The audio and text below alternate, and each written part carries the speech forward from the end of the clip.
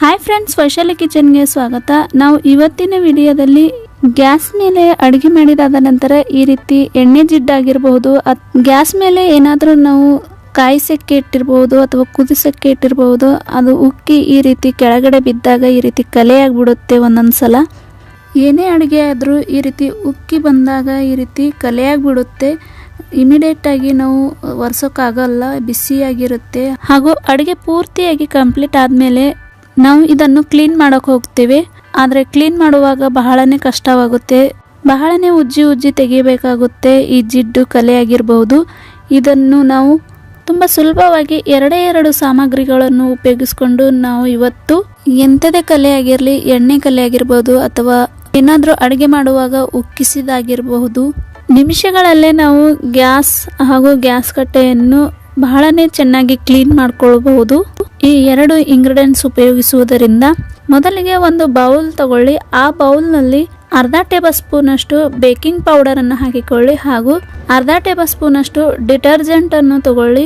ಬಟ್ಟೆ ಒಗೆಯೋಕ್ಕೆ ಪೌಡರ್ ಅನ್ನು ಯೂಸ್ ಮಾಡ್ತಿರಲ್ಲ, ಅದು ಯಾವುದೇ ಬ್ರ್ಯಾಂಡ್ದಾಗಿರಲಿ ಅದನ್ನು ಒಂದು ಅರ್ಧ ಟೇಬಲ್ ಸ್ಪೂನ್ ಅಷ್ಟು ತಗೊಳ್ಳಿ.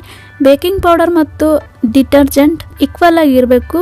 ನೀವು ಈ ಮಿಶ್ರಣವನ್ನು ಮಿಕ್ಸ್ ಮಾಡುವಾಗ ನೀವು ನೋಡಿಕೊಂಡು ಇದನ್ನು ಮಿಕ್ಸ್ ಮಾಡ್ಕೊಳ್ಳಿ, ಜಾಸ್ತಿ ಕಡಿಮೆ. ಯಾಕಂದರೆ ನಿಮ್ಮ ಗ್ಯಾಸ್ ಯಾವ ರೀತಿಯಾಗಿ ಕಲೆಯಾಗಿದೆ ಅಂತ ನಿಮಗೆ ಗೊತ್ತಾಗುತ್ತೆ. ಆ ರೀತಿಯಾಗಿ ನೀವು ನೀರು ಹಾಕಿಕೊಂಡು ಚೆನ್ನಾಗಿ ಮಿಕ್ಸ್ ಮಾಡ್ಕೊಳ್ಳಿ. ಮಿಕ್ಸ್ ಮಾಡ್ಕೊಂಡಿದ್ದಾದ ನಂತರ ಇದು ಎಲ್ಲೆಲ್ಲಿ ಕಲೆಯಾಗಿದೆ ಅಲ್ಲ ಗ್ಯಾಸ್ ಮೇಲೆ ಅಲ್ಲಿ ಹಾಕಿಕೊಳ್ಳಿ. ಈ ರೀತಿಯಾಗಿ ವಿಡಿಯೋದಲ್ಲಿ ನಾನು ಯಾವ ರೀತಿ ತೋರಿಸ್ತಾ ಇದ್ದೇನಲ್ಲ ಅದೇ ರೀತಿಯಾಗಿ ಜಿಡ್ಡು ಕಲೆ ಆಗಿರ್ಬೋದು, ಎಣ್ಣೆ ಕಲೆ ಆಗಿರ್ಬೋದು, ಅಲ್ಲಲ್ಲಿ ಈ ರೀತಿ ಸ್ಪೂನಿಂದ ಹಾಕಿಕೊಳ್ಳಿ.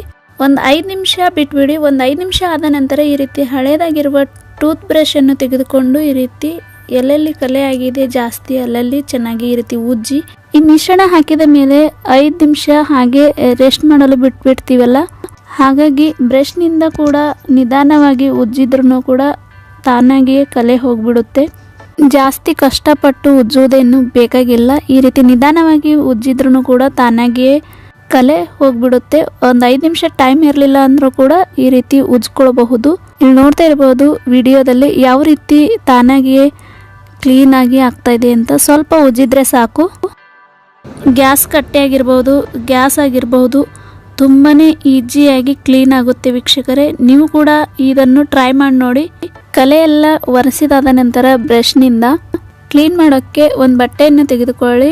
ಒದ್ದೆ ಮಾಡ್ದೇ ಹಾಗೆ ಡ್ರೈ ಆಗಿರುವುದನ್ನೇ ಮೊದಲಿಗೆ ಈ ರೀತಿ ಸ್ವಚ್ಛವಾಗಿ ಒರೆಸ್ಕೊಳ್ಳಿ.